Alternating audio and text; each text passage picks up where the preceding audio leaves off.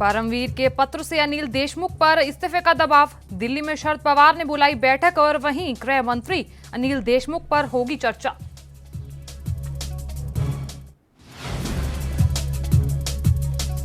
और एंटीलिया केस में शिवसेना नेता संजय राउत कहा, सभी सहयोगी दलों को आत्मनिरीक्षण की जरूरत।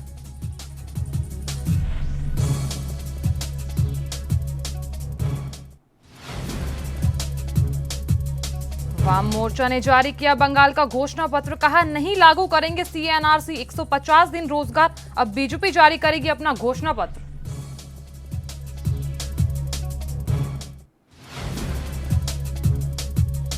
और देश भर में फिर से कोरोना का कहर जारी और देश में 43,846 नए मामले, 197 कोरोना मरीजों की हुई मौत।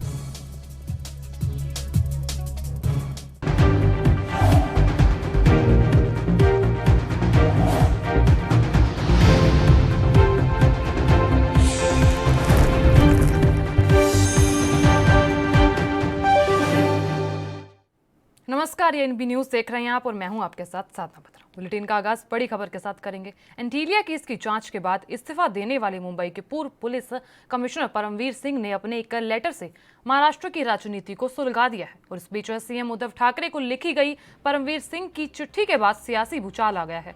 और इस चिट्ठी में एनसीपी नेता और गृह मंत्री अनिल देशमुख पर सचिन वाजे से वसूली करने का आरोप है। और इन आरोपों के बाद अनिल देशमुख पर इस्तीफे का प्रेशर बन गया है। और इस बीच एनसीपी प्रमुख शरद पवार भी एक्टिव हो गए हैं। और यहाँ शरद पवार दिल्ली में हैं और उन्होंने एनसीपी के 2 बड़े नेताओं को यही तलब किया है। और इस बैठक में उप मुख्यमंत्री अजीत पवार और एनसीपी के महाराष्ट्र प्रदेश अध्यक्ष जयंत पाटिल भी शामिल होंगे और वो महाराष्ट्र से दिल्ली आएंगे।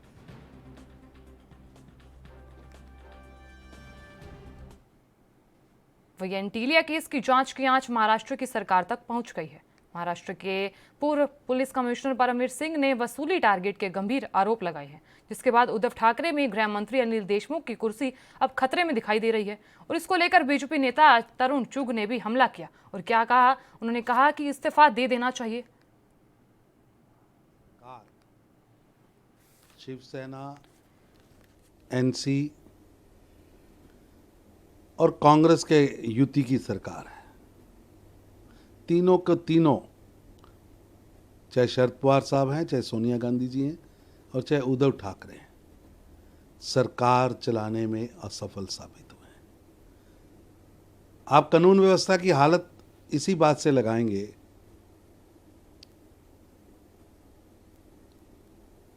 कि गृह मंत्री कमिश्नर पर आरोप लगा रहा है और कमिश्नर गृह मंत्री पर आरोप लगा रहा है और 100 करोड़ रुपया प्रति मास रिश्वत की चर्चा हो रही है। गृह मंत्री को तुरंत इस्तीफा देना चाहिए। वहीं मुकेश अंबानी के घर एंटीलिया के बाहर मिली विस्फोटक से लदी स्कॉर्पियो मामले की जांच में महाराष्ट्र सरकार भी आ गई है। और इस मामले को लेकर हटाए गए पुलिस को लेकर पुलिस आयुक्त परमवीर सिंह ने महाराष्ट्र के गृह मंत्री अनिल देशमुख पर 100 करोड़ की वसूली करने का टारगेट रखने का गंभीर आरोप लगाया है। और इसके बाद उद्धव ठाकरे ने हलचल मच गई है। और इस बीच यहां उद्धव ठाकरे सरकार में हलचल दिखाई दे रही है और यहां अनिल देशमुख की कुर्सी भी खतरे में दिखाई दे रही है। और इस बीच शिवसेना सांसद संजय राउत ने रविवार सुबह इस मामले को लेकर शायराना अंदाज में ट्वीट कर कहा कि माफ कीजिए, हमको तो बस तलाश नए रास्तों की। एंटीलिया मामले को लेकर मचे हंगामे के बीच संजय राउत ने बड़े ही शायराना अंदाज में ट्वीट किया है। तो यहाँ संजय राउत ने गीतकार जावेद अख्तर की एक शायरी को ट्वीट करते हुए लिखा कि सुप्रभात, हमको तो बस तलाश नए रास्तों की है, हम हैं मुसाफिर ऐसे जो मंजिल से आए हैं।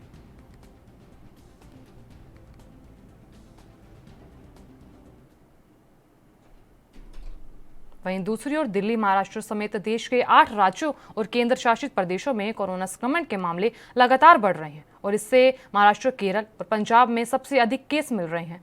और पिछले 3 दिनों में 1 लाख से अधिक संक्रमित भी पाए गए। और यहाँ बढ़ते मामलों को देखते हुए राज्य सरकारों ने सख्ती बरतनी शुरू कर दी है। तो यहाँ मध्य प्रदेश के 3 शहरों इंदौर, भोपाल और जबलपुर में 32 घंटों का लॉकडाउन लगा दिया गया है। तो यहाँ महाराष्ट्र सरकार ने नागपुर में लॉकडाउन को 31 मार्च तक बढ़ा दिया है, जबकि गुजरात और पंजाब के कई शहरों में नाइट कर्फ्यू लगाया गया है। और इस दौरान कई राज्यों में स्कूल और कॉलेज को भी बंद करने का आदेश जारी कर दिया है। कोरोना की रफ्तार को रोकने के लिए मध्य प्रदेश के तीनों शहरों भोपाल, इंदौर और जबलपुर में लॉकडाउन लगाया गया है। तो यहाँ शनिवार रात 10 बजे से शुरू हो चुका है, तो यहाँ सोमवार सुबह 6 बजे तक ये लॉकडाउन जारी रहेगा। इस दौरान केवल इमरजेंसी सेवाएं ही चालू रहेंगी। तो यहाँ आपको ये भी बता दें कि इसके अलावा इन तीनों शहरों के सरकारी और निजी स्कूलों में 31 मार्च तक कक्षाएं नहीं लगेंगी। हालांकि इस दौरान ऑनलाइन पढ़ाई होगी और विभाग के उप सचिव प्रमोद सिंह ने तीनों जिलों के कलेक्टर व जिला शिक्षा अधिकारी को आदेश जारी कर दिया है। यहाँ कोरोना वायरस का संक्रमण बनने के कारण इन जिलों के सभी सरकारी और निजी स्कूलों में शिक्षण बंद रहेगा। हालांकि सभी प्रकार की परीक्षाएं, जिनमें प्रतियोगी परीक्षाएं भी शामिल हैं, पूर्व निर्धारित कार्यक्रम के मुताबिक ही होंगी।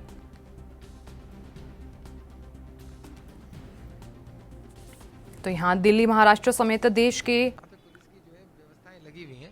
सब लोगों से अनुरोध है कि पिछली बार जिस तरह से जन सहयोग मिला था हम लोगों को, एपिडेमिक है उसमें जो है सब लोगों को जो है अपना सहयोग करेंगे, तभी जाकर के हम इफेक्टिवली जो है लॉकडाउन इन्फोर्स कर सकते हैं। और उसके जो बेनिफिट्स हैं कि इसके जो बेनिफिट्स हैं कि ये बीमारी ना फैले तभी मिल सकेगी। लेकिन जिन लोगों को एग्ज़ाम्स वगैरह हैं, जिनको पीएससी के एग्ज़ाम्स वगैरह में अपीयर होना है, उनके साथ हम कोऑपरेट कर रहे हैं, कोशिश कर रहे हैं कि आप कहीं से जो मेडिकल सर्विसेज के लिए जा रहे हैं या रेलवे स्टेशन, बस स्टैंड जा रहे हैं, इनको किसी तरह की प्रॉब्लम ना आए। तो यहाँ एमपी के इंदौर, भोपाल और जबलपुर में लॉकडाउन लगा दिया गया है। जानकारी दे दें, 32 घंटे का यहाँ लॉकडाउन इन शहरों में लगा दिया गया है। और इस बीच पिछले 3 दिनों में 1 लाख से अधिक संक्रमित पाए गए हैं। तो यहाँ बढ़ते मामलों को देखते हुए राज्य सरकारों ने सख्ती बरतनी शुरू कर दी है। तो यहाँ मध्य प्रदेश के 3 शहरों इंदौर, भोपाल, जबलपुर में 32 घंटों का लॉकडाउन लगा दिया गया है। तो इस खबर पर अधिक जानकारी के लिए हमारे सहयोगी मनीष तिवारी हमारे साथ जुड़ रहे हैं। मनीष, आपसे जानना चाहेंगे कि लगातार कोरोना के केस बढ़ रहे हैं और इस बीच 3 शहरों इंदौर, भोपाल और जबलपुर में 32 घंटे का लॉकडाउन लगा दिया गया है। क्या कुछ जानकारी? जी साधना जी, बता दें देश में कोरोना की महामारी जो है फैल चुकी है, लगातार फैलती ही जा रही है। हालांकि अभी थोड़ा थम गया था, लेकिन रफ्तार फिर तेज हो गई है और कई लगातार केस इस मामले लगातार इसके आ रहे हैं। तो कई राज्यों में स्थिति गंभीर हो गई है। मध्य प्रदेश के 3 शहर भोपाल, इंदौर और जबलपुर में कोरोना संक्रमण को लेकर के हालांकि आज रात से 10 बजे से सोमवार मतलब आज रात 10 बजे से जो है सुबह 6 बजे तक के लिए लॉकडाउन लगा दिया गया है। इस दौरान आपात सेवाओं को छोड़कर, जैसे कि मेडिकल सुविधाएं हैं, दूध वगैरह हैं, इनको छोड़ करके मतलब ये जो है तो ये इमरजेंसी व्यवस्थाएं चालू रहेंगी। हालांकि बता दें कि इसमें यदि कोई लॉकडाउन का उल्लंघन करता है तो इस पर गिरफ्तारी के भी प्रावधान बनाए गए हैं। इस पर आपको बता दें कि ये जो है तो इसमें अस्पताल, मेडिकल स्टोर खुले रहेंगे। लॉकडाउन के चलते जो है भोपाल शहर में जो है सन्नाटा पसर गया है, यानी कि जो है तो भीड़ भड़ाके नहीं दिखाई दे रहे हैं। और हालांकि अभी तक जो है नियम कानून जो है जो बनाए गए हैं उसके रूल्स फॉलो किए जा रहे हैं लोगों के द्वारा। अब फिलहाल देखना होगा कि मतलब किस हद तक लगातार लॉकडाउन चलेगा आगे, या फिर बढ़ाया जाएगा, या फिर आज के लिए थम जाएगा, देखना होगा। मनीष, आपसे जानना चाहेंगे कि लगातार मामले बढ़ रहे हैं और उस बीच इस कोरोना का ग्राफ भी लगातार बढ़ रहा है। क्या कुछ संभावना जताई जा रही है कि ये जो अन्य राज्यों में लॉकडाउन लगाया जा सकता है? लेकिन बता दें आपको कि महाराष्ट्र वगैरह में भी कुछ शहरों में, महाराष्ट्र के, पंजाब के कुछ शहरों में लॉकडाउन लगाया गया है और फिलहाल कुछ शहरों में नाइट कर्फ्यू भी लागू की गई है। और आपको बता दें कि जो ये मामले लगातार आ रहे हैं, इस मामले को लेकर जितनी भी राज्य सरकारें हैं, देश भर की जितनी भी राज्य सरकारें हैं, वो सब इस पर गंभीर हैं और लगातार कुछ न कुछ निर्णय ले रहे हैं कि हालांकि कोरोना की रफ्तार को जो है, कोरोना की जो मरीजों की संख्या लगातार बढ़ती जा रही है, इसको कैसे रोका जाए, इस पर लगातार मंथन चल रहा है, बैठकें चल रही हैं। मनीष, एक सवाल और जानना चाहेंगे कि लगातार जैसे कि मामले बढ़ रहे हैं, तो क्या सिर्फ लॉकडाउन ही एक विकल्प है? क्या इसके अलावा कोई विकल्प नहीं रह गया हमारे पास? ये लॉकडाउन के अलावा कई विकल्प हैं। हालांकि नाइट कर्फ्यू भी लगाया जा रहा है और विकल्प ये है कि साइकिल तोड़ना है। इसकी जो चेन है, ये चेन सर्कल जो है, इसको तोड़ना चाहती है सरकार, क्योंकि इससे क्या है कि एक से दूसरे में फैलता है, दूसरे तीसरे में फैलता है। ये लगातार जो है तो एक से कई मामले लगातार बढ़ते जा रहे हैं। इसे कैसे कंट्रोल किया जाए, सरकार इसलिए लॉकडाउन लगा रही है कि जो अपना जो चैन है इसको कैसे तोड़ा जाए। इस तरह से, इसी वजह से ये निर्णय लगातार ले रही है सरकारें। मनीष, बहुत बहुत शुक्रिया तमाम जानकारी देने के लिए और जानकारी साझा करने के लिए। वहीं दूसरी ओर शूटिंग विश्व कप आयोजन पर सवालिया निशान खड़े हो गए हैं और इस बीच शनिवार को 4 भारतीयों समेत कुल 5 शूटर कोरोना संक्रमित पाए गए। तो वहीं शनिवार की सुबह 2 भारतीय पिस्टल शूटरों समेत 3 के कोरोना संक्रमित होने का खुलासा किया गया और इसके बाद देर रात रैपिड फायर पिस्टल में भाग लेने वालों 2 अन्य भारतीय शूटरों को कोरोना संक्रमित होने की रिपोर्ट यहां आई है। और इस बीच भारतीय शूटरों के संक्रमित पाए जाने के बाद NIRAI ने पूरी टीम का एक बार फिर से RT-PCR टेस्ट कराया और इसमें 2 अन्य शूटर संक्रमित पाए गए और अब तक इस विश्व कप में 4 भारतीयों समेत कुल 6 शूटर कोरोना संक्रमित पाए जा चुके हैं।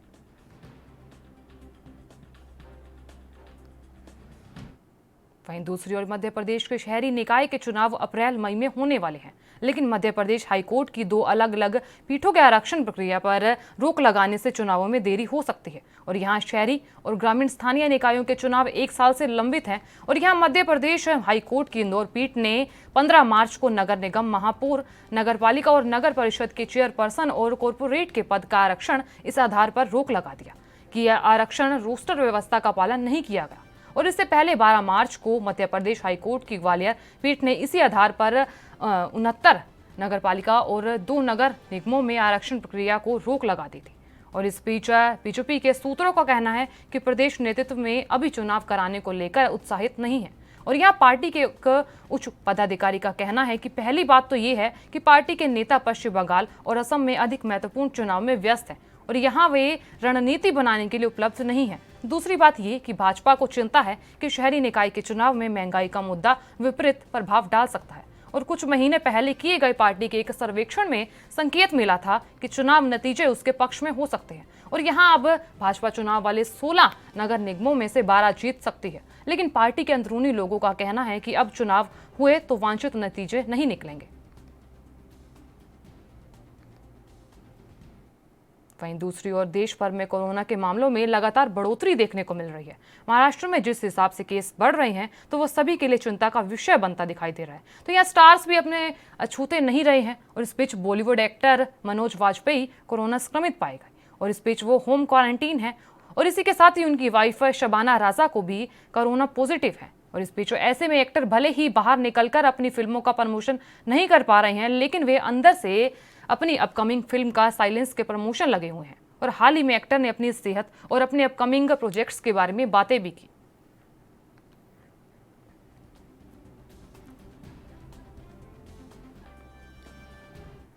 वहीं पंजाब के अमृतसर के वल्ला सब्जी मंडी में लोग बिना मास्क और सामाजिक दूरी का उल्लंघन करते हुए दिखाई दिए। तो यहाँ मंडी में लोगों को बिना मास्क के भी देखा जा रहा है, तो यहाँ तक कि लोग सोशल डिस्टेंसिंग का पालन भी नहीं कर रहे। वहीं मंडी मौजूद कुछ लोगों का कहना है कि लोगों को कोरोना महामारी से बचने के लिए जागरूक किया जा रहा है।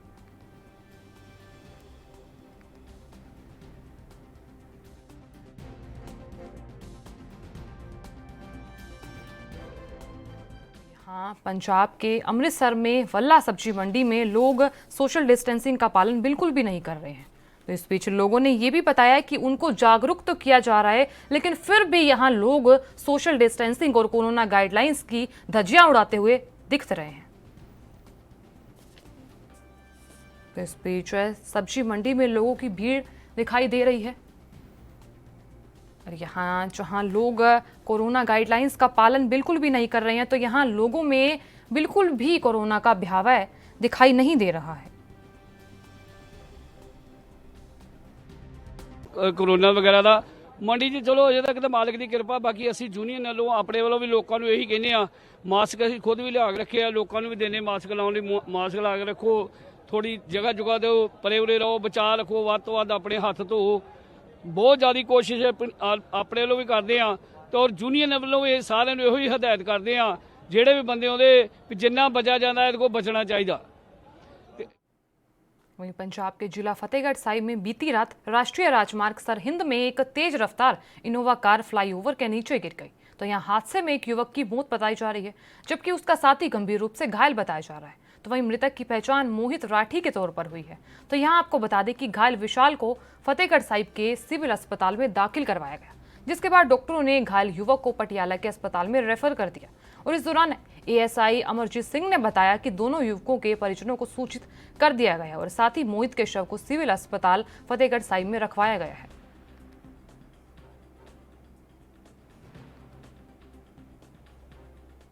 या लेंगे एक छोटा सा ब्रेक। अब बने रहिए ANB न्यूज के साथ।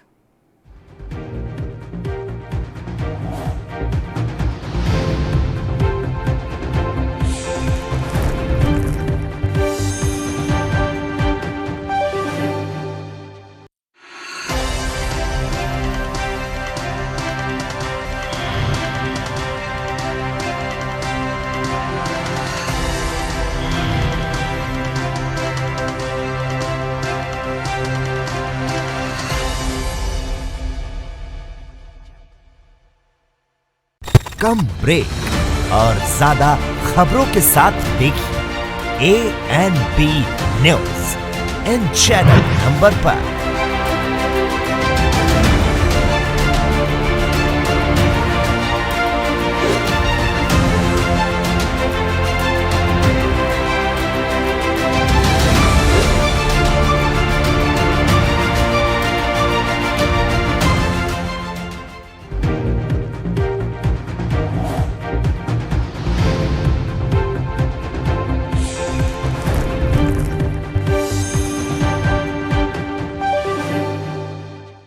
ब्रेक के बाद आप सभी का स्वागत है। चलिए खबरों का आगाज कर लेते हैं। यूपी के मथुरा में पंचायत चुनाव और होली के त्योहार को नजदीक आते देख शराब तस्कर सक्रिय हो गए हैं और इस बीच यमुना एक्सप्रेसवे पर आबकारी विभाग ने कार्रवाई की और इस दौरान चेकिंग के दौरान ट्रक से अवैध शराब की 1000 पेटी बरामद की गई है। तो यहाँ शराब की कीमत करीब 40 लाख रुपए बताई जा रही है।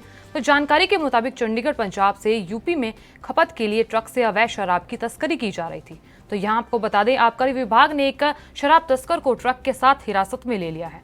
बता दें, आबकारी विभाग यमुना एक्सप्रेसवे के टोल प्लाजा पर चेकिंग कर रहा था। तो यहाँ चेकिंग के दौरान टीम ने एक ट्रक को रोकने के लिए इशारा किया। ट्रक को रोककर ट्रक की तलाशी ली गई तो ट्रक में अवैध शराब की 1000 पेटी बरामद की गई, जिसके बाद आबकारी विभाग ने कार्रवाई करते हुए ट्रक समेत चालक को हिरासत में ले लिया और होली और पंचायत चुनाव के चलते शराब तस्कर चंडीगढ़ पंजाब से सस्ते दामों में खरीदकर महंगे दामों में सप्लाई करने के लिए लाए गए थे। जी, अभी होली के त्यौहार को दृष्टिगत करते हुए पूरे प्रदेश स्तर पर अभियान चलाया जा रहा है अवैध शराब की रोकथाम के लिए। तो ऐसी सूचना हम लोग को मिल रही थी कि इस होली के त्यौहार पे अवैध शराब की खेप आ सकती है। तो हम लोगों ने टीम लगाई थी, हमारी जो पुलिस की दोनों की टीमें थी। तो एक ट्रक पकड़ी गई जिसमें लगभग 1000 पेटी अवैध शराब थी, जिसके विरुद्ध विधिक कार्रवाई की जा रही है। तो कितनी कीमत होगी पकड़ी हुई शराब की? पकड़ी शराब की कीमत लगभग 40 लाख है। कहाँ से कहाँ तस्करी के लिए ले जा रही थी? ये अभी पूरा इन्वेस्टिगेशन चल रहा है इसमें। फिलहाल ये चंडीगढ़ से आ रही थी और इसको बताया गया था ड्राइवर को कि बाद में आपको बताया जाएगा कि कहाँ डिलीवर करना है। कितनी पेटी होगी इसमें? तो 1000 पेटी। होली के लिए या चुनाव के लिए? दोनों के लिए हो सकती है। अभी ये क्लियर नहीं है कि होली के लिए थी कि चुनाव के लिए थी। तो कैरियर है ये बेसिकली। तो इन्वेस्टिगेशन अभी चल रही है। फर्दर इन्वेस्टिगेशन में जो चीज़ आएगी उस हिसाब से करेंगे। टीम में कौन कौन थे? इसमें हमारे अनंत कुमार मिश्रा थे, पारुल चौधरी थी, विकास थे और पुलिस के। चलिए आपको नागालैंड की बड़ी खबर की ओर ले चलते हैं। तो बता दें आपको कि इस वक्त की बड़ी खबर नागालैंड से आ रही है। तमाम दर्शकों के सामने इस वक्त की बड़ी खबर, मोकोकचुंग में भूकंप के झटके महसूस किए गए हैं। तो यहाँ 10:06 पर भूकंप के झटके महसूस किए गए हैं। नागालैंड से इस वक्त की बड़ी खबर तमाम दर्शकों के सामने है। बता दें आपको कि यहाँ भूकंप की जो तीव्रता है वो 4.2 मापी गई है। तो इस बीच भूकंप के झटके महसूस करने के बिल्कुल बाद घरों से लोग निकल चुके हैं। यहाँ बता दें आपको कि जानमाल के नुकसान की कोई खबर सामने नहीं आई है। भूकंप की तीव्रता 4.2 मापी गई है। नागालैंड से इस वक्त की बड़ी खबर तमाम दर्शकों के सामने है। बता दें आपको कि मोकोकचुंग में भूकंप के झटके महसूस किए गए हैं। वहीं जम्मू कश्मीर के राजौरी के मुगल रोड पर पीर पंजाल रेंज में सड़कों पर गिरी बर्फ को हटाया जा रहा है और इस बीच लोगों का कहना है कि सड़कों पर गिरी बर्फबारी के कारण यहां लोगों को परेशानी हो रही है। वहीं यहां पर 1 महीने तक बर्फबारी रहेगी। बता दें, सड़कों से बर्फ को हटाने का काम लगातार किया जा रहा है ताकि रास्ते को जल्द ही साफ किया जा सके।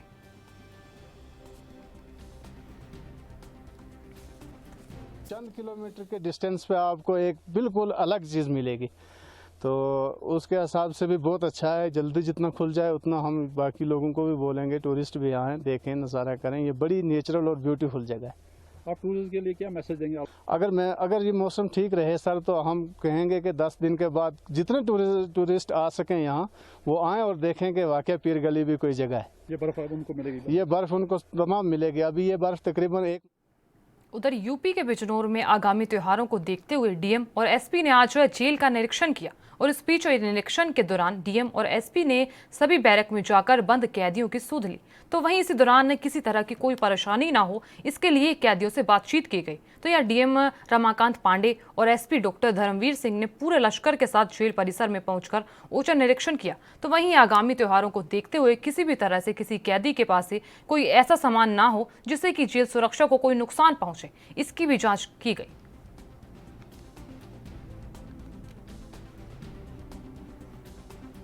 तो बता दें आपको कि यूपी के बिजनौर में आगामी त्योहारों को देखते हुए डीएम और एसपी ने आज जेल का औचक निरीक्षण किया है। तो यहाँ इस बीच सुरक्षा व्यवस्था का जायजा भी लिया गया है। तो यहाँ बता दें आपको कि एसपी और डीएम ने जेल का औचक निरीक्षण किया है और इस बीच निरीक्षण के दौरान डीएम और एसपी ने सभी बैरक में जाकर बंद कैदियों की सुध ली है। तो वहीं किसी तरह की कैदियों को कोई परेशानी ना हो, इसलिए कैदियों से बातचीत भी की गई। तो यहाँ डीएम रमाकांत पांडे और एसपी डॉक्टर धर्मवीर सिंह ने पूरे लश्कर के साथ जेल परिसर में पहुंचकर औचक निरीक्षण किया। तो यहाँ बता दें आपको कि आगामी त्योहारों को देखते हुए किसी भी तरह से किसी कैदी के पास कोई ऐसा सामान ना हो जिससे कि जेल सुरक्षा को कोई नुकसान पहुंचे, इसकी भी जांच पड़ताल की गई। तो यहाँ एसपी और डीएम ने जेल का पुलिस अधिकारियों के साथ में जिला जेल का निरीक्षण किया गया। बैरकों की तलाशी ली गई। जुवेनाइल बैरक, लेडीज़ बैरक और जो नोटोरियस क्रिमिनल हैं, सभी बैरकों को चेक किया गया। कोई आपत्तिजनक चीज़ नहीं मिली। डिस्ट्रिक्ट मजिस्ट्रेट और जिला जज ने उनके खान पान, स्वास्थ्य, वकीलों की पैरवी आदि के बारे में जानकारी लिया। पीरियडिकली जेल का निरीक्षण होता है कप्तान साहब मेरा और डीजे महोदय का, तो वैसा जेल का निरीक्षण किया गया और हमारे साथ पुलिस के और अधिकारी सब रहे हैं, पुलिस के, जुडिशरी के और कप्तान साहब भी रहे हैं। सूरज की तेज तपिश के बीच दिल्ली का मौसम रविवार से करवट लेने जा रहा है और अगले 2 दिनों तक राजधानी में बादल छाए रहने के साथ झमाझम बारिश की संभावना जताई जा रही है और इसी के साथ ही दिल्ली वासियों को सूरज की तेज तपिश से राहत मिलेगी। बारिश के कारण इस सप्ताह के अंत तक न्यूनतम तापमान में कमी आने के कारण रात के समय में भी गर्मी से राहत मिलने की उम्मीद जताई जा रही है। तो यह मौसम विभाग के मुताबिक शनिवार को राजधानी का अधिकतम तापमान सामान्य से 4 अधिकतम 34.3 डिग्री सेल्सियस रहा। तो वहीं न्यूनतम तापमान की बात करें तो सामान्य के बराबर 16.8 डिग्री सेल्सियस दर्ज किया गया। तो पिछले 24 घंटे में हवा में नमी का स्तर 32 से 79% दर्ज किया गया। तो यहाँ दिल्ली के विभिन्न इलाकों की बात करें तो स्पोर्ट्स कॉम्प्लेक्स इलाका 35.8 डिग्री सेल्सियस के साथ सबसे गर्म रहा। यहाँ की न्यूनतम तापमान की बात करें तो यहाँ सबसे अधिक 22.5 डिग्री सेल्सियस दर्ज किया गया और इसी के साथ ही पीतमपुरा की बात करें तो वहाँ अधिकतम तापमान 34.4 और पूसा में 33.7 आया और यहाँ नगर में 33.8 और लोधी रोड की बात करें तो वहाँ 33.9 डिग्री सेल्सियस तापमान रहा।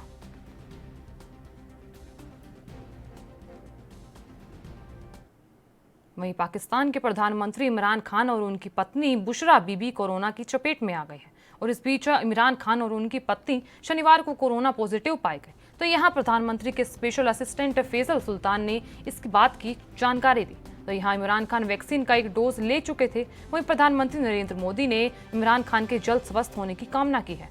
तो यहाँ प्रधानमंत्री इमरान खान कोरोना से संक्रमित हो गए हैं। फिलहाल वह होम आइसोलेशन में है। और इस बीच आपको जानकारी दे दें कि स्वास्थ्य सेवा मामले के प्रधानमंत्री के विशेष सहायक फैसल सुल्तान ने ट्वीट कर इसकी जानकारी दी कि हाल ही में इमरान खान ने चाइनीज वैक्सीन SINOV से और इस बीच इसकी डोज ली। हालांकि वैक्सीन लगवाने के बाद भी इमरान कोरोना पॉजिटिव पाए गए।